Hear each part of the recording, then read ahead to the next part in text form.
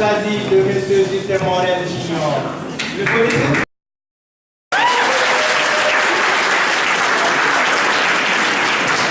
Aujourd'hui, l'événement est grand garni.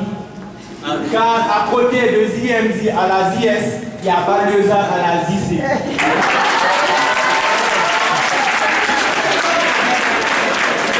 Nous leur souhaitons la bienvenue et nous voulons entendre aussi toujours M. Justin Morel Junior. Car ces mots, monsieur, dites quelques phrases. Jeunes étudiants guinéens au Maroc, je vous salue. Merci. Donc, applaudissez s'il vous plaît d'abord. Nous avons également Dr Ningi Landé qui était le directeur de l'Institut national de recherche et d'action pédagogique et ancien doyen de la faculté de droit de Sonfonia qui est ici aussi avec nous, dont la plupart des étudiants de Mohamedia connaissent. S'il vous plaît, veuillez applaudir. Bonjour les jeunes et vive la jeunesse guinéenne dans la culture, pour la culture et pour la paix. Voilà. Je pense que nous allons devoir continuer avec la poésie. Et après la poésie, nous allons joindre...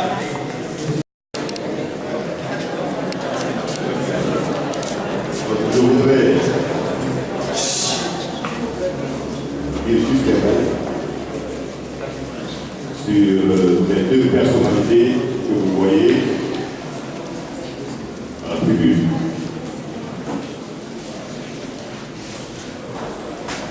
Il est difficile de commencer par l'un ou par l'autre. Simplement parce que vous, les étudiants, à travers la CEGI, vous avez eu l'inspiration d'inviter à ces journées deux personnalités qui marquent la vie scientifique et culturelle de la Guinée. En commençant par dans la bibliothèque, à travers leur série, les ouvrages de cet homme de science qui a allumé sa torche pour que tous les bacheliers qui s'inspirent de ces travaux puissent décrocher leur bac.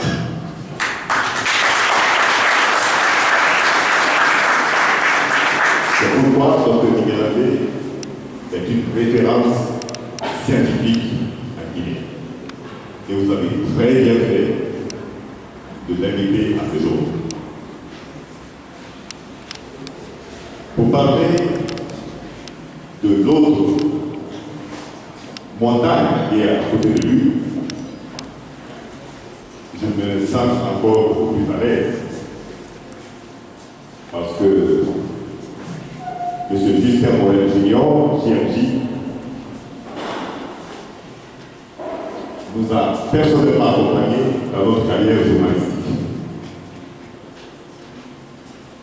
Il a fait rêver des millions et des millions d'auditeurs guinéens et étrangers au moment où la Guinée que vous avez magnifiée tout à l'heure avait des difficultés à se faire entendre et à se faire part à l'extérieur. Le monde entier se donne un rendez-vous pour Musicola dimanche quand la voix de Justin Morel Junior traversait le corps. Et aujourd'hui, à côté d'un scientifique, si vous avez un homme de culture, je vous laisse faire la mission, puisque vous êtes étudiant. Je suis sûr qu'en additionnant ces deux valeurs, on sent que vous rêvez vous-même d'être l'un ou l'autre, ou les deux à la fois. Je souhaite que Dieu ne vous parle.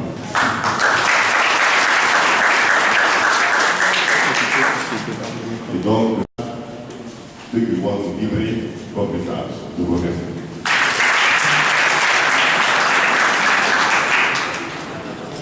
Donc, nous allons... Ceux qui vont nous livrer comme message, je vous remercie.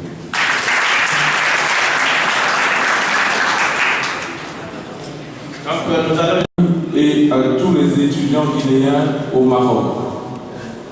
J'avoue que lorsque votre délégué est venu me voir à Conakry pour me faire part de votre invitation, grande a été ma surprise. J'ai tenu donc à m'informer et à me donner le temps de la réflexion. Et cela a été très positif dans la décision de mon arrivée ici.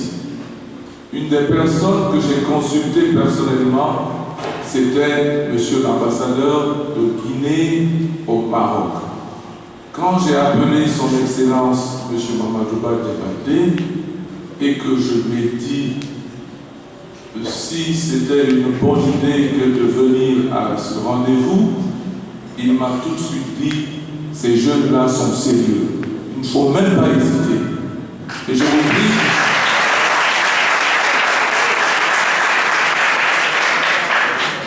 prie, de me croire que cela m'a fait chaud au cœur et a grandi mon excitation de venir à la rencontre de jeunes qui veulent se cultiver, mais qui par-dessus tout cultivent d'abord l'amour de la patrie.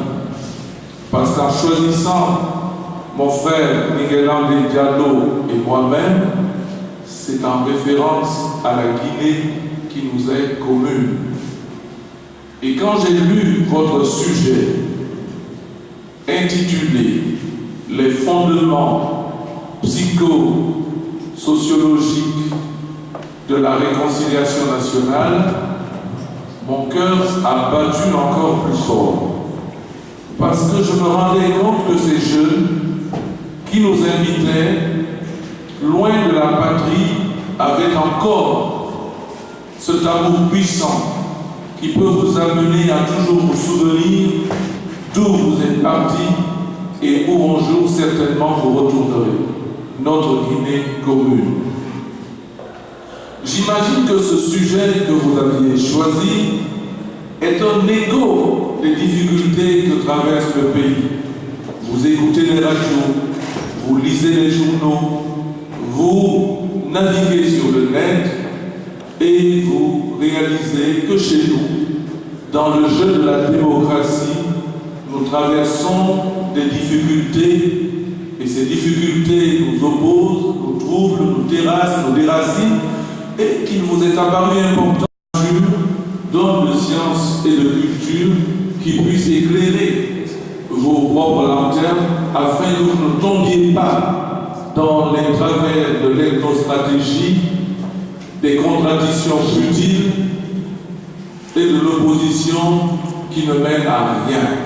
Que vous soyez tout simplement des patriotes convaincus que la Guinée est nôtre, que l'on soit de la forêt, de la haute, de la moyenne Guinée ou de la basse, ce pays est à nous.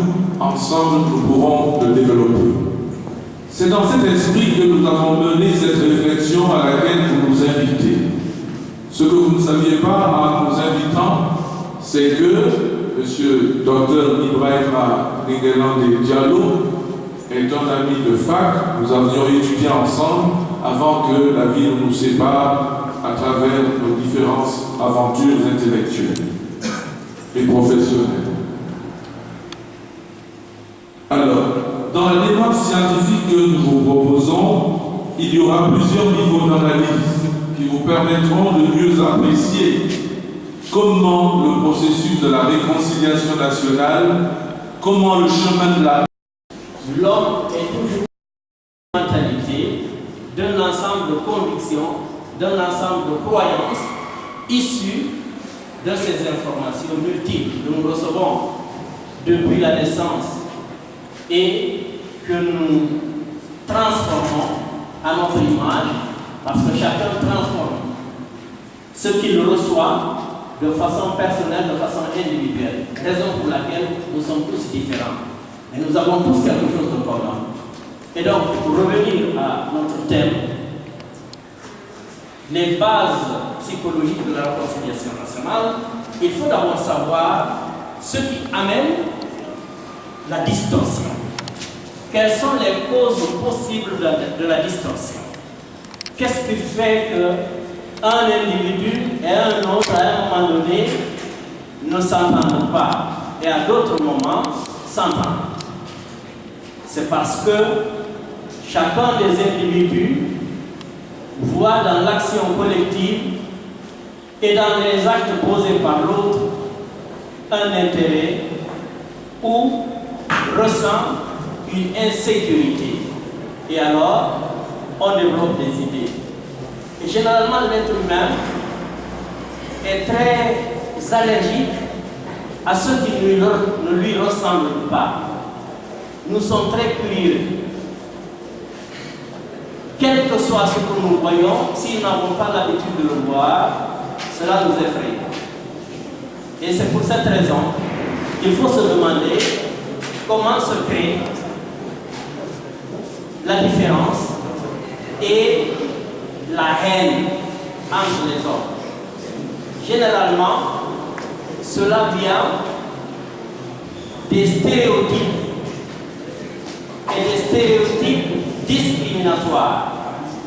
Un stéréotype, comme le concept a été utilisé pour la première fois en 1922 par le journaliste américain Walter Lippmann, est une prédisposition. Une prédisposition à l'action.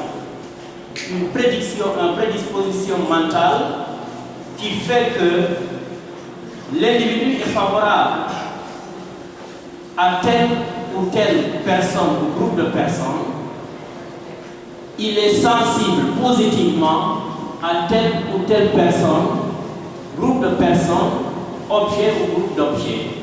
Il rejette telle ou telle personne, groupe de personnes ou groupe d'objets.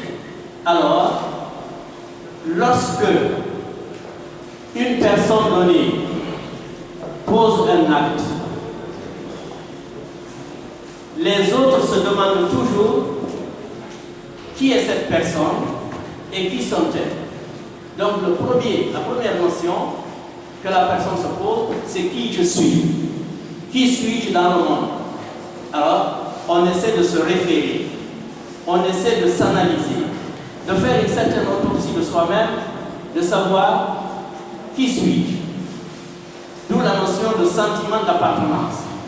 J'appartiens à qui, à quel groupe, à ma famille, à ma société, à quel groupe. Alors, on en vient à des notions de communauté, par exemple, de communauté ethnique. Mais avant cela, on peut se dire, moi je suis du corps enseignant, par exemple. Je me reconnais dans le groupe des enseignants. Et dans ce grand groupe, je me reconnais dans le groupe des profs d'université.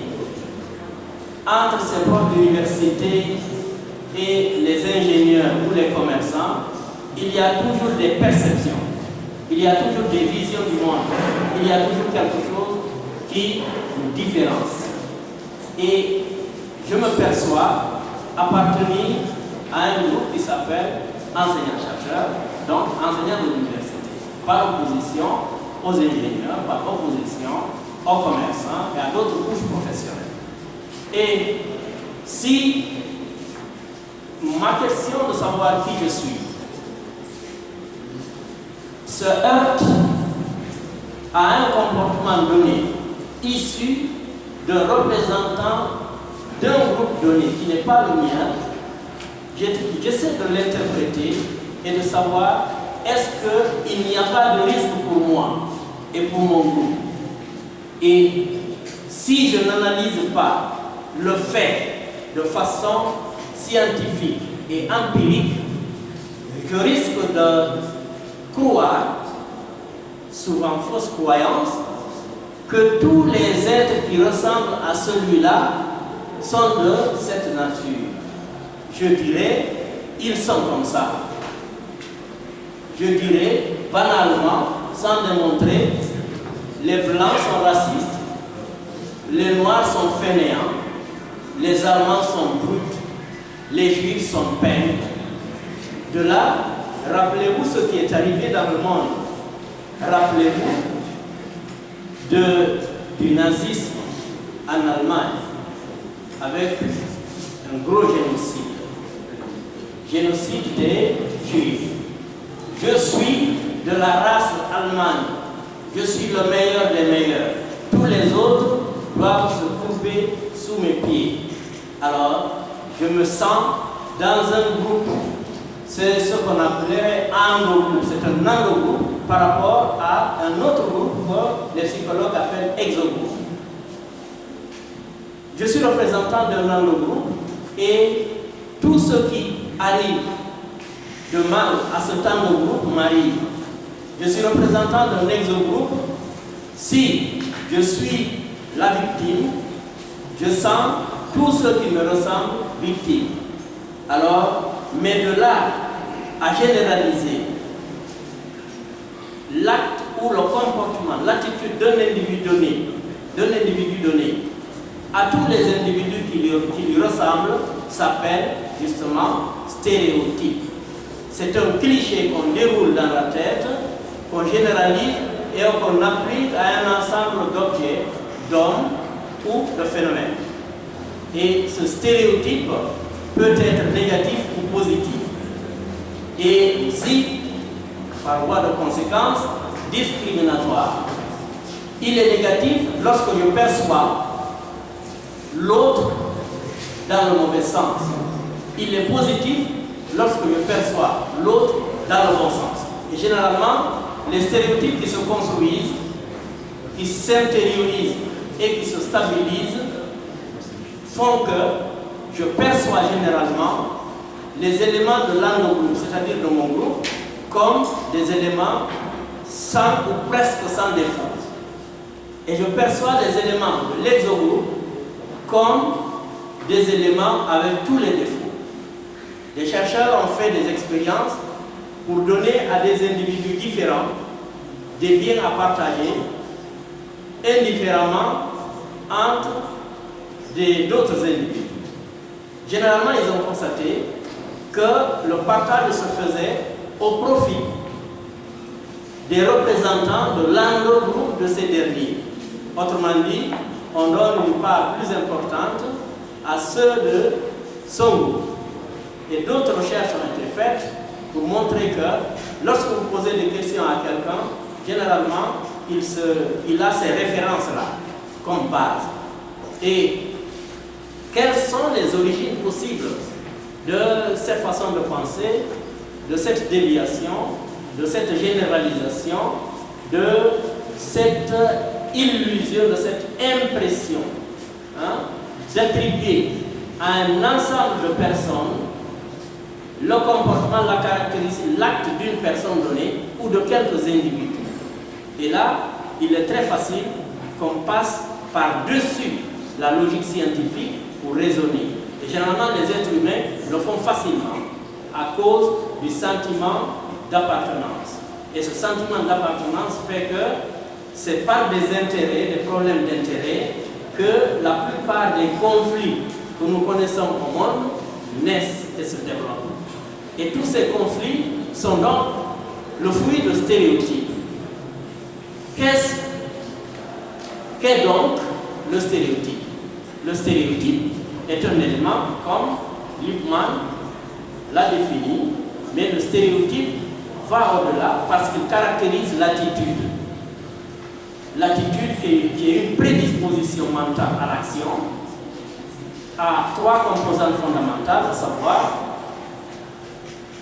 la composante cognitive, l'ensemble des informations que je reçois des autres, de mon milieu.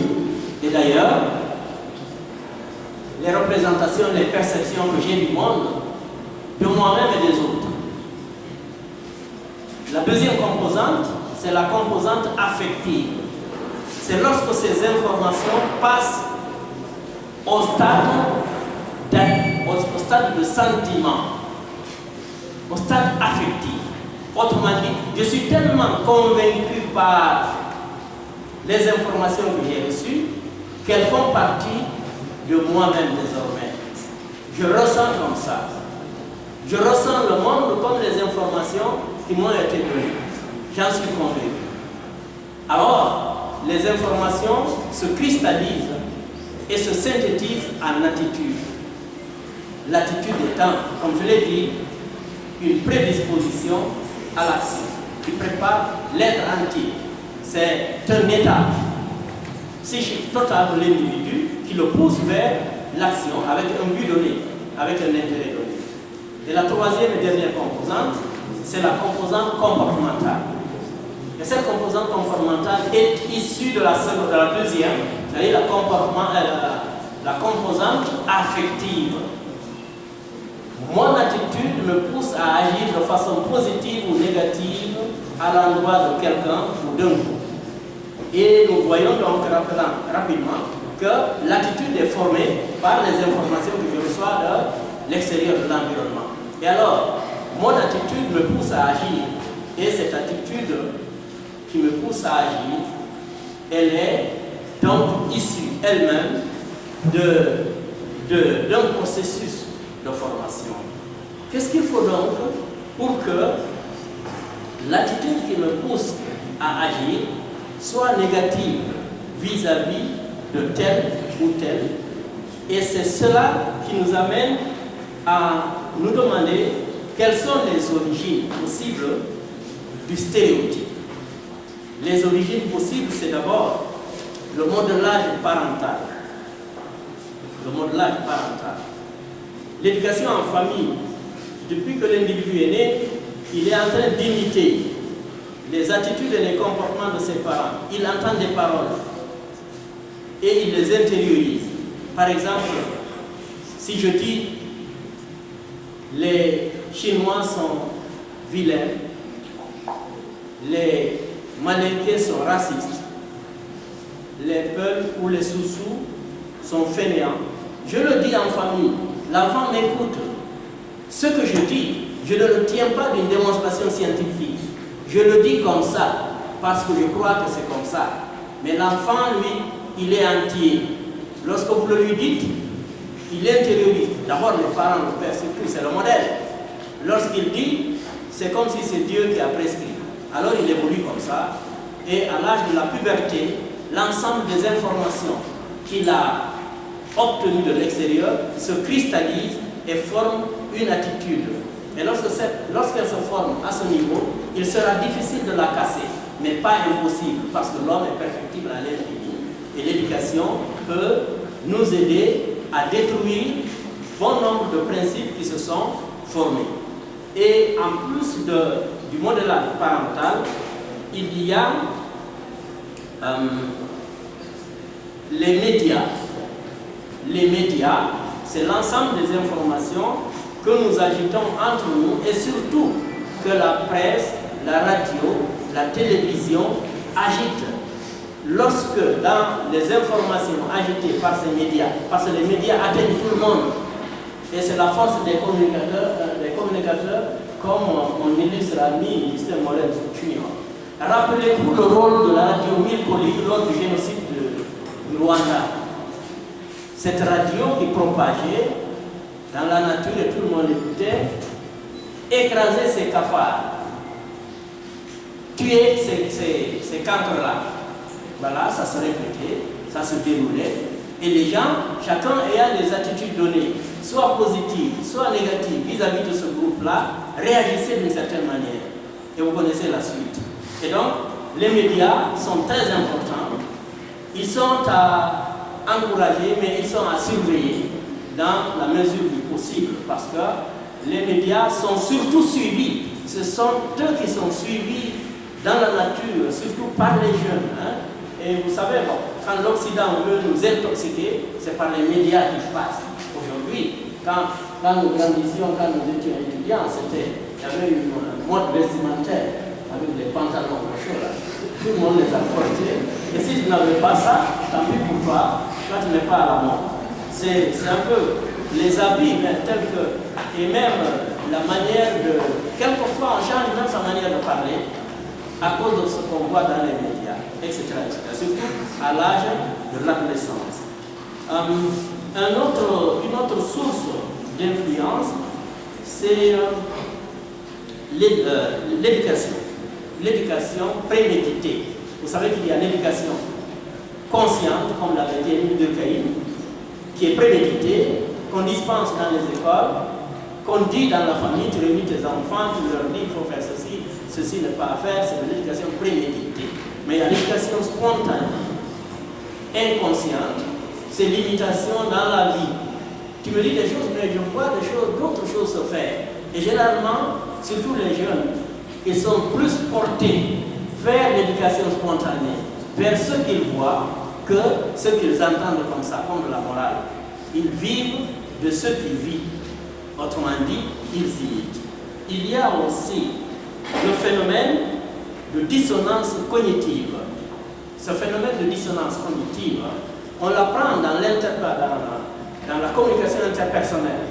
Lorsque j'ai quelqu'un que j'aime beaucoup, que je respecte beaucoup, pour qui j'ai un penchant soit naturel, soit parce qu'il a de l'influence reconnue, alors je suis prêt généralement à accepter ce qu'il me dit. Vous entendrez souvent dire, ah, vous savez, moi j'ai appris quelque chose. Mais ce n'est pas n'importe qui me l'a dit. Je l'ai tenu que de M. Justin Morel Junior. Donc ça va être important.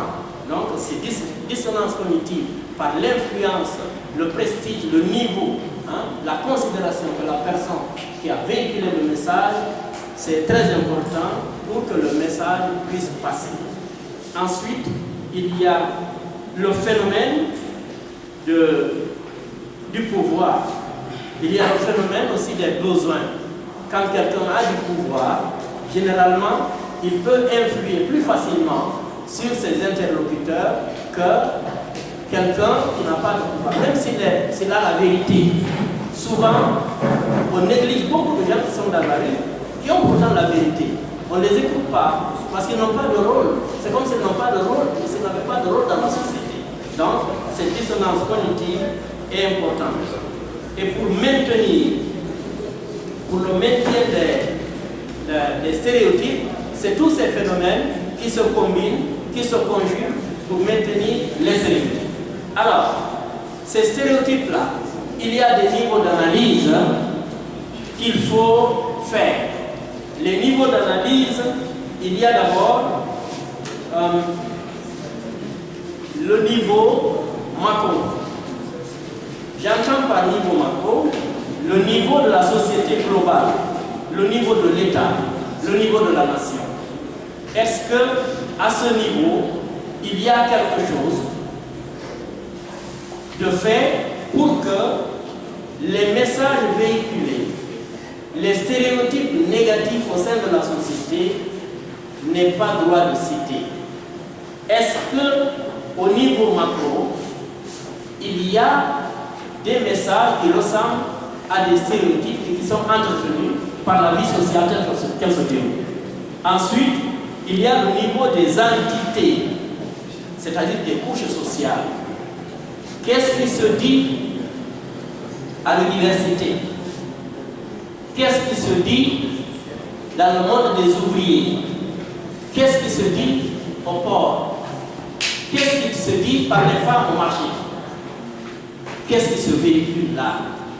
À ce niveau également, les stéréotypes trouvent domicile et ils prospèrent. Il y a ensuite le niveau des microstructures, qui est très important. Les microstructures, j'entends par cela les groupes d'amis, la famille. J'en ai parlé tout à l'heure, lorsque les enfants imitent naturellement leurs parents dans un sens négatif ou dans un sens positif. Et ces microstructures sont très influentes. Il y a enfin le niveau des monostructures, le niveau des unités psychiques. Ça, c'est les individus, les hommes eux-mêmes.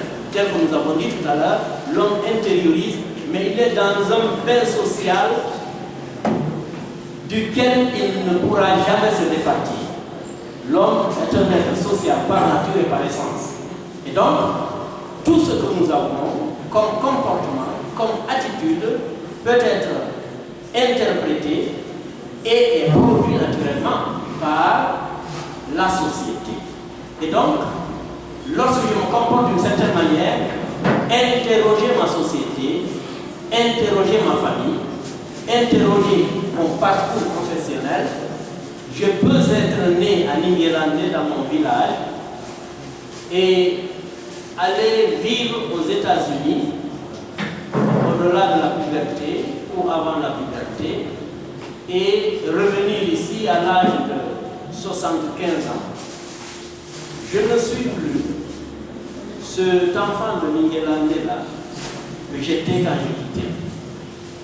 Je me suis acculturé, voire même quelquefois déculturé. Alors, cela veut dire que la société a une influence fondamentale sur les comportements humains. Et on parle de comportement social lorsque on analyse ce que chacun pose comme acte. Il y en a qui ont opté pour cela, autrement dit, d'uniformiser. Mais les recherches les plus sérieuses et les plus récentes ont opté pour la coopération intergroupe plutôt que la destruction d'un groupe ou d'un autre. Parce que lorsque vous commencez à détruire, le groupe victime se défend naturellement d'une manière ou d'une autre. Alors, il y aura toujours le conflit, restera toujours le même. Mais le remède le plus intéressant, c'est de faire en sorte qu'il y ait d'abord prise de conscience de la différence. Elle est là. Elle est là, on ne peut pas l'occulter, mais il faut en faire un élément, un facteur d'unité nationale, un facteur de richesse. Autrement dit, tu ne me ressembles pas peut-être du point de vue des origines, du point de vue culturel, mais nous sommes tous liés par une valeur. Quelle est cette valeur? C'est la valeur nationale. Autrement dit, il faut pouvoir élever le niveau de représentation et de perception identitaire. Je ne dois pas m'identifier pour épouser l'identité commune qui nous réunit tous, c'est la Guinée, c'est la République. Cette identité nationale, elle peut être riche des facteurs différents, des différences. Mais ce n'est pas en l'occultant. Et souvent j'entends les gens dire, écoutez, nous sommes tous les mêmes, mais c'est une manière banale et très superficielle de croire qu'on a résolu le problème. Il faut d'abord me dire, écoutez, moi je suis peuple, j'en suis fier, mais peuple, je suis guinéen, j'en suis encore plus fier. Toi, tu es Malinké, tu en es fier, mais plus que Malinké, tu es guinéen.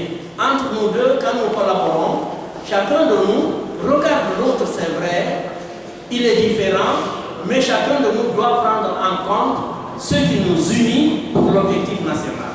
Donc, pour l'unité nationale, pour l'unité des communautés ethniques, il faut créer des objectifs qui peuvent leur être communs. Et quel est l'objectif qui peut être commun à la Guinée? Aujourd'hui, c'est l'objectif du développement. Et c'est pour cela qu'il faut saluer cette réunion initiée par des jeunes. Et ici, ils sont en train de vivre.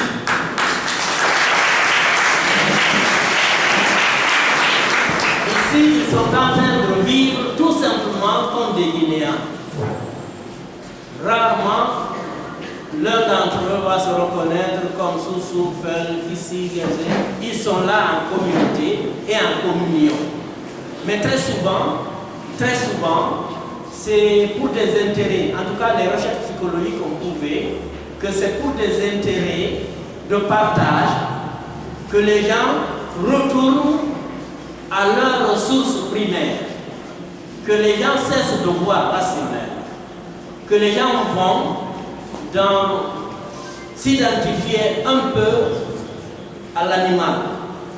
Parce que il y a des choses qui nous sont communes avec les animaux. C'est le vouloir vivre. Se vouloir vivre, c'est-à-dire se nourrir et regarder le bien qu'on partage seulement pour ce bien. Il n'y a pas d'autre valeur en dessous. Alors, en ce moment, on descend plus bas qu'on ne devait.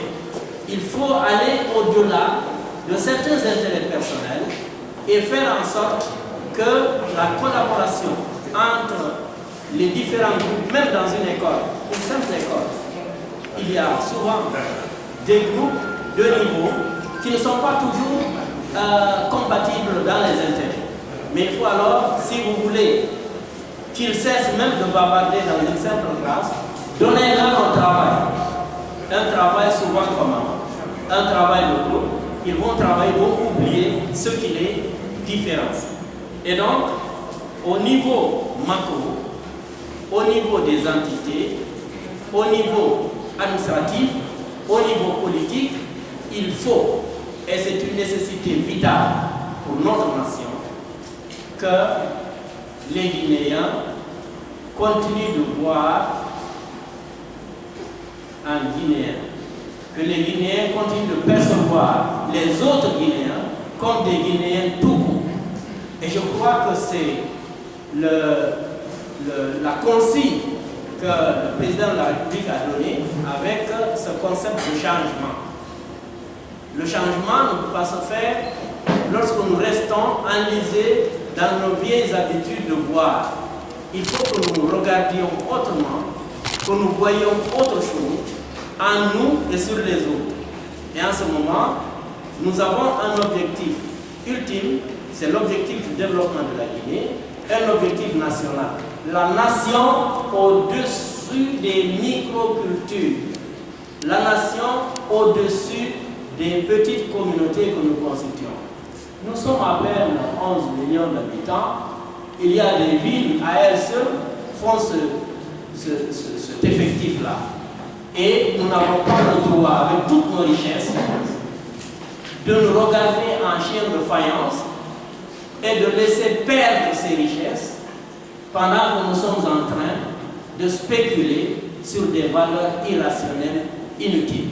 Je ne pourrais pas épuiser ce terme. Je passerai quand même un texte là que j'ai développé sur les stéréotypes aux organisateurs pour qu'ils photocopient pour les autres. Et si vous voulez, tout ce que je viens de dire, là je vais ramasser, compléter ce texte et vous le distribuer. Je vous remercie.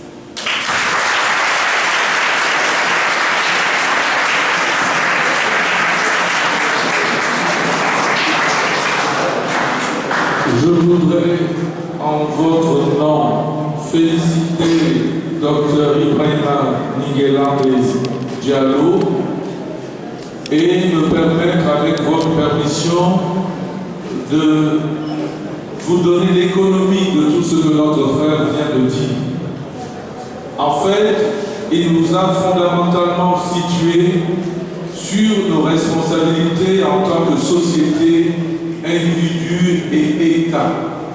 Quel est le rôle de l'éducation dans notre culture, dans notre pays, pour que l'éducation imprègne la nation et que les jeunes, dès l'école primaire, aient la culture de l'autre, le sens du partage, le respect de l'identité de l'autre, la capacité de tolérance.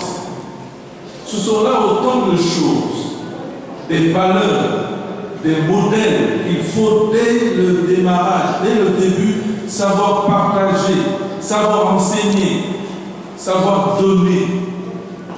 Un exemple concret, un peuple qui n'a pas de valeur, un pays qui n'a pas de modèle, se détruit lui-même. C'est pour cela que tout ce que le docteur vient de dire se résume en fait en cette culture du sens du respect de l'autre, du sens du rôle de l'État.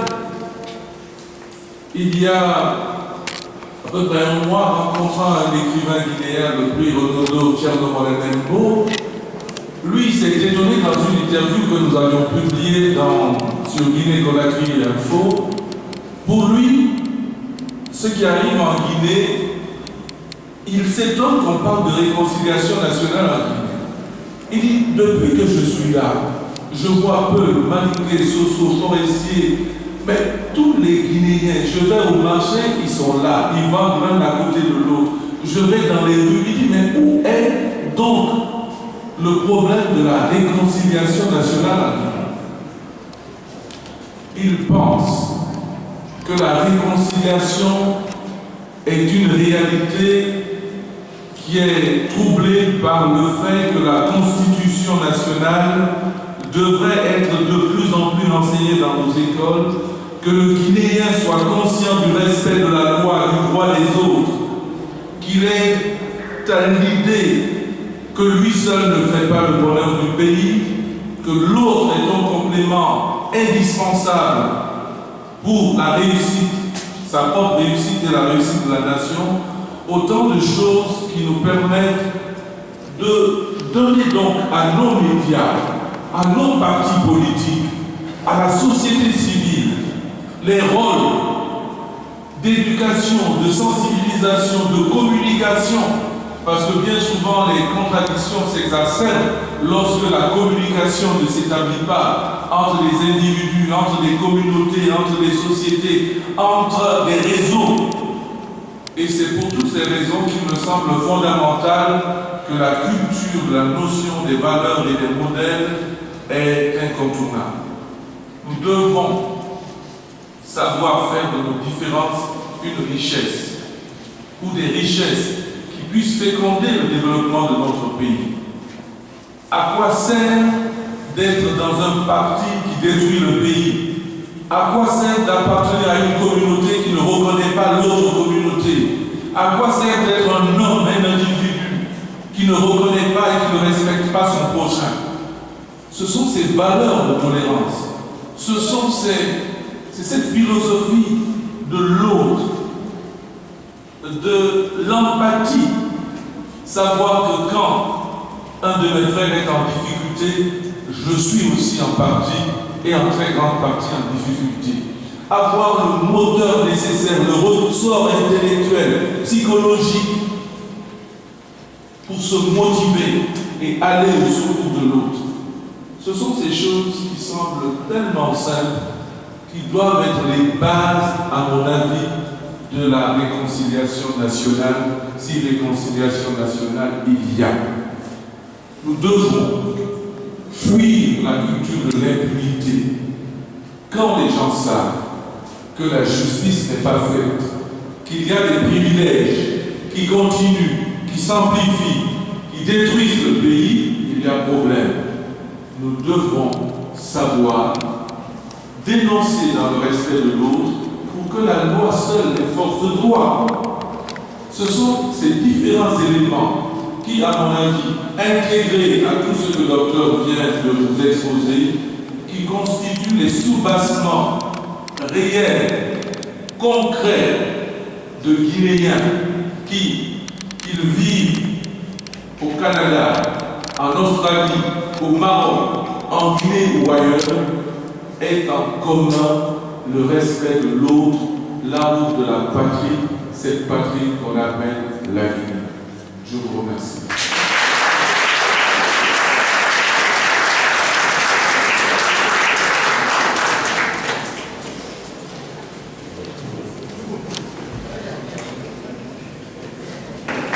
Merci à l'ASEGIM et à tous les étudiants. Je voudrais juste faire un complément d'objet direct rectificatif de mon CV. Entre-temps, le 18 janvier 2008, ma mère est décédée et puis j'en ai pleuré. Et voilà. Mais elle avait dit un jour, tu continueras après moi et tu verras que ton étoile ne s'éveillera pas. Bon, je veux bien y croire et j'y crois. L'autre volet, j'ai été membre du gouvernement du capitaine Dadis C'était des moments assez palpitants. J'ai dû, pour les raisons que vous savez, démissionner de ce gouvernement le 15 octobre 2009. Je garde en mémoire que Dadis est un homme qui m'a aimé du plus profond de son cœur. Et pour cela, depuis que j'ai quitté les différentes fonctions ministérielles, je n'ai jamais dit comment j'ai été limogé du gouvernement de Kouyaté, ni comment j'ai démissionné du gouvernement de Dadis. Ça, ce sont d'autres pages de mon histoire dont je témoignerai un jour. Mais en attendant, je me suis consacré à l'écriture. J'ai sorti en fin d'année dernière un livre coécrit avec un jeune Guinéen, Souleymane Keita, sur le BBA Jazz National. J'ai écrit le BBA Jazz National 50 ans après, la légende continue. Et je peux vous dire qu'un matin, j'ai été réveillé par le coup de téléphone de son Excellence Mamadouba Diabaté, qui m'a dit « Hé, Justin, j'ai passé toute la nuit à lire ce livre et je t'en félicite. Ça m'a fait très chaud au cœur et je voulais vous dire ça. » Merci beaucoup. Donc, le reste, j'ai une dizaine de livres que je suis en train de finaliser et que je vais publier. Je me consacre à l'écriture et je me porte très bien dans ce domaine-là. Voilà. Maintenant, je vais prendre vos questions. La méthodologie que je vous propose est la suivante. Nous allons prendre des grappes de questions, 3 ou 4 questions. On donne le temps au conférencier principal de vous répondre et encore une autre grappe de questions auxquelles il va répondre. Si les questions se recoupent, il les traite d'un trait et quand elles sont différentes, il les traite l'une après l'autre. Est-ce que nous sommes d'accord sur la méthodologie? Ou vous préférez question-réponse, question-réponse? Non. Il faut que ce soit synthétique, n'est-ce pas? Merci. Alors, M. Bella. Dougou, voilà, Dougou. M. Diallo. Oui, prenez les questions, s'il vous plaît. Quels sont ceux qui veulent poser des questions? En priorité, les jeunes filles. On prend d'abord une jeune fille et après... Oui, allez-y, mademoiselle. Donnez-lui le micro, s'il vous plaît.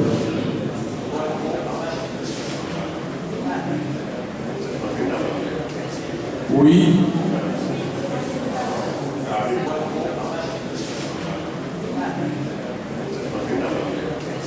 Oui. Si vous pouvez avancer ici et prendre les micros, ce serait formidable. C'est la poétesse. Venez, je vous reconnais.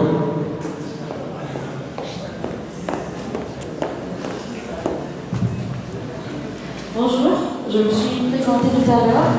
Nadège, mon nom c'est Diallo Mariama. Monsieur Justin Moël Junior, je m'adresse à vous. Vous avez parlé tout à l'heure de l'enseignement, je pense, de la Constitution. Si je n'ai pas oublié. Voilà, quand je suis rentrée pendant les vacances, cette année, j'ai acheté la Constitution qui est à 5 000 francs guinéens. Je l'ai importée parce que je me dis que pour juger les autres ou bien pour parler de ma Guinée, il faut que je sache ce qui se trouve dans ma Constitution. Mais il se trouve qu'à chaque fois que je tourne une page de cette Constitution, j'ai le cœur très lourd. Parce que ce qui se trouve dedans n'est pas respecté. C'est comme ça que je vais le dire. Donc j'ai le cœur très lourd. Je me dis, quand j'ai pris, je me dis, pourquoi ma jeunesse n'achète pas cette Constitution? Pourquoi on soit renseigné? Mais je ne conseillerais pas, où je suis, après avoir lu cette Constitution, je ne conseillerais pas acheter la Constitution. Parce que, en quelque sorte, c'est inutile. Ce que j'aimerais savoir, nous disons réconciliation nationale. Pour parler de réconciliation nationale, c'est-à-dire qu'il y a eu guerre. Alors, comment il peut y avoir là sans le pardon? Et comment il peut y avoir pardon sans la justice? C'est ma question. Oui, qui d'autre?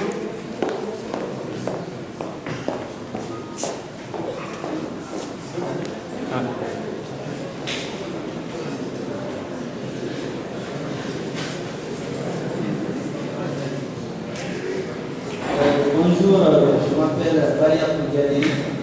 Je suis. Votre nom, s'il vous plaît.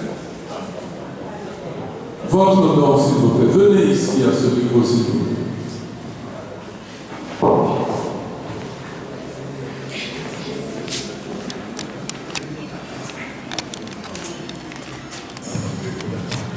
Bonjour tout le monde, je m'appelle Valia Pougali. Je suis ingénieur d'État en économie appliquée et actuellement je travaille comme consultant avec la Banque mondiale.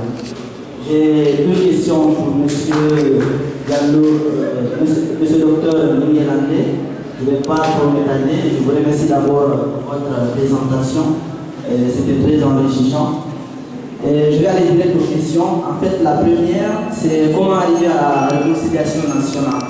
Autrement dit, bon, à l'étranger, je pense actuellement il y a moins de division ethnico-régionale entre les différentes couches sociales qu'en Guinée. Et ma question est de savoir comment on pourrait profiter d'une dynamique provenant de la diaspora guinéenne vivant à l'étranger pour arriver à une réconciliation nationale en Guinée, proprement dit.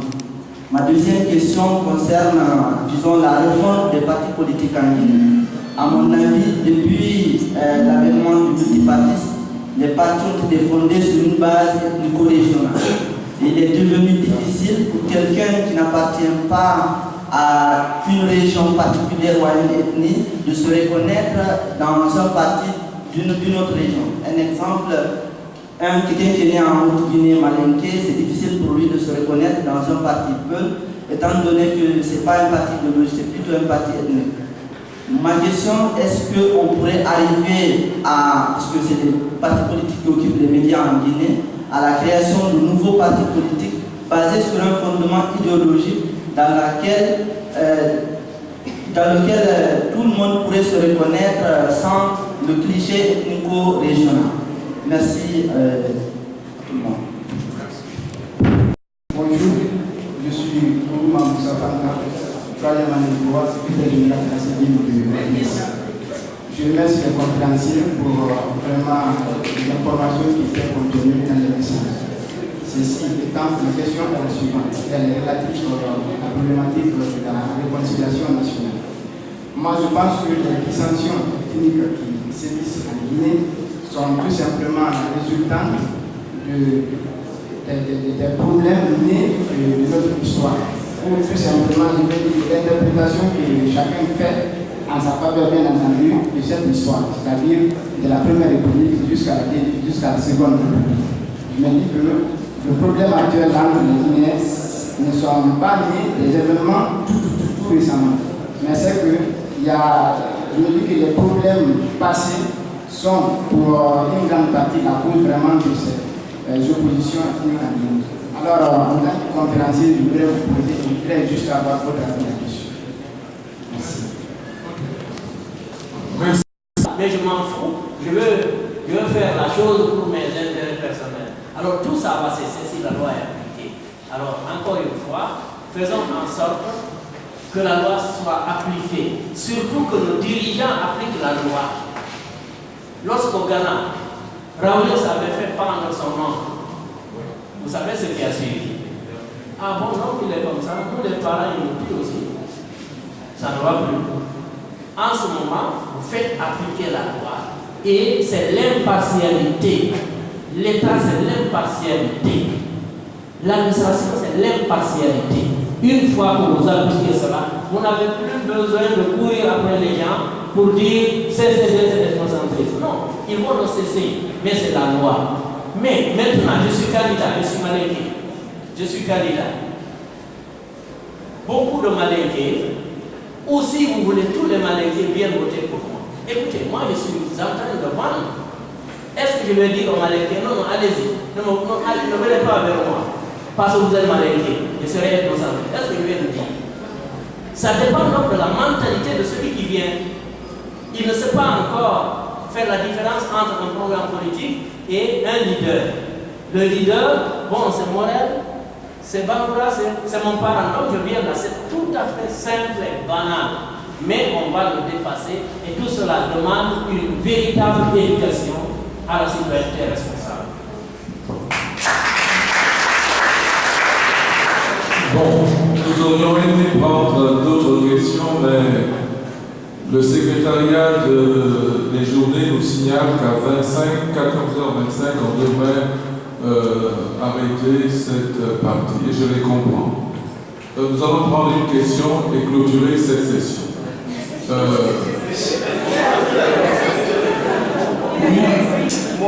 Une question.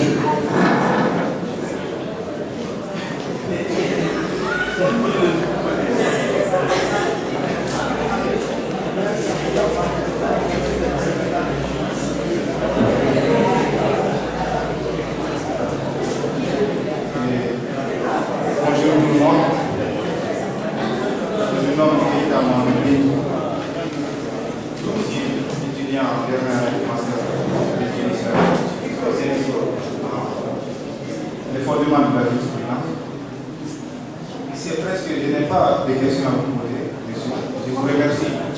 Monsieur, si vous avez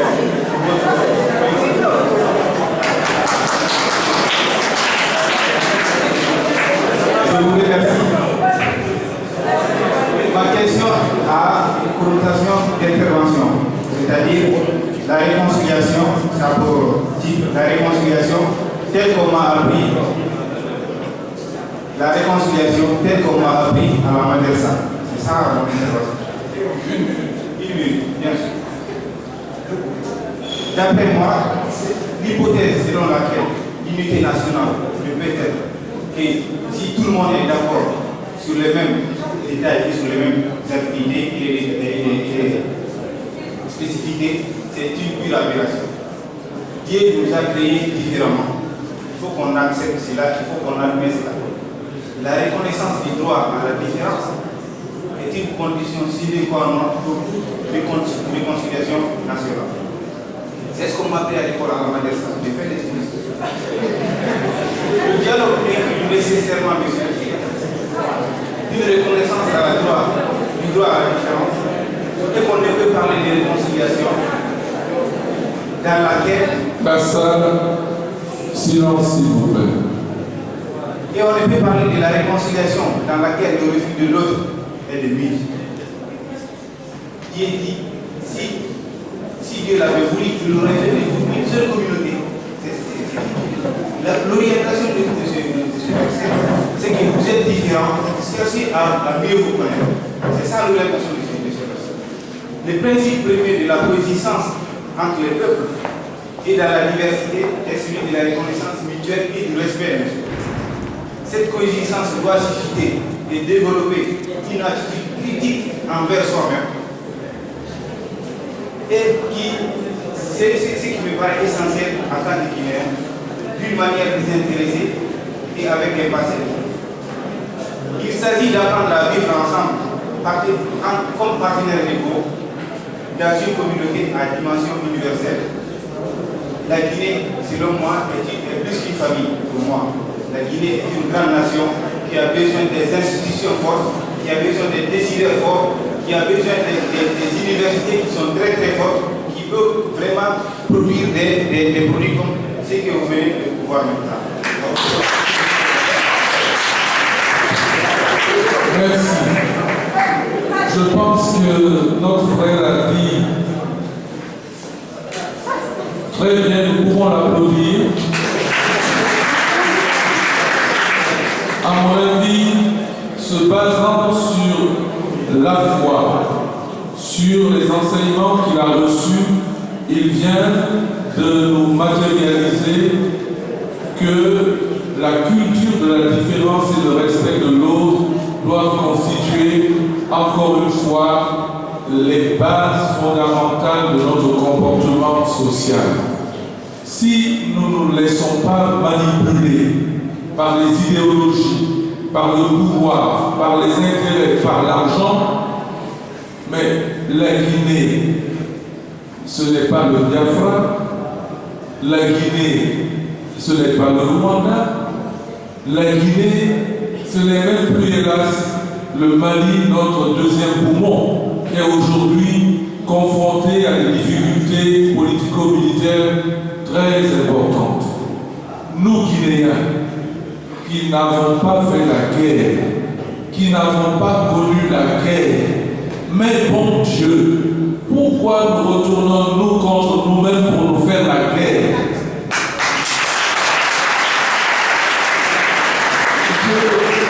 Je crois personnellement que cette bêtise-là, aucun Guinéen ne va continuer à la commettre.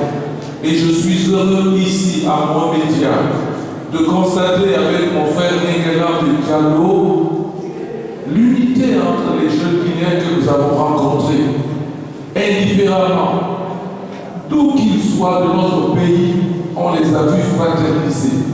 Et je souhaite que M. l'ambassadeur qui vous a apprécié continue avec vous à travailler dans le sens de la réconciliation nationale. Il est 14h25, nous nous arrêtons là et merci beaucoup et bonne poursuite.